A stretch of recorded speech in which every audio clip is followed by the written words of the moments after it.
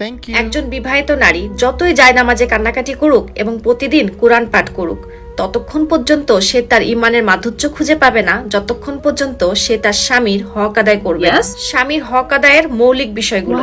Number 1, একজন স্ত্রীর উচিত তার স্বামীর পোশাক হয়ে যাওয়া, তার ভিতরে কমতি বের না করা, তার দোষ খুঁজে বের না করা, তার নিজের পরিবারের মাধ্যমে স্বামীকে পেরেশানি না দেওয়া এবং বিরক্ত না করা। নাম্বার 2, স্বামীর উপরে অসন্তুষ্ট না হওয়া, স্বামী যা দিচ্ছে সেটাতে আলহামদুলিল্লাহ বলা, শুকরিয়া আদায় করা। নাম্বার 3, স্বামীর সামনে খারাপ ভাষা ব্যবহার না করা। যদি রেগে থাকে অথবা খারাপ মেজাজে থাকে, তাহলে শরীয়তের নির্দেশ আপনি স্বামীর সাথে সম্মান, মর্যাদা এবং ভালোবাসার সাথে তার রাগ মোকাবেলা করবেন। বিয়ের পর যে নারী তার স্বামীর ব্যাপারে যত্নশীল না, স্বামীর হক এবং অধিকারের ব্যাপারে অবহেলা করে, বিশ্বাস করেন আল্লাহ তাআলা সেই নারীকে ইমানের মাধুর্য থেকে বঞ্চিত করে দেয়। এজন্য প্রত্যেকটা নারীর উচিত বিয়ের পর তার স্বামীর হক আদায় করার চেষ্টা করা।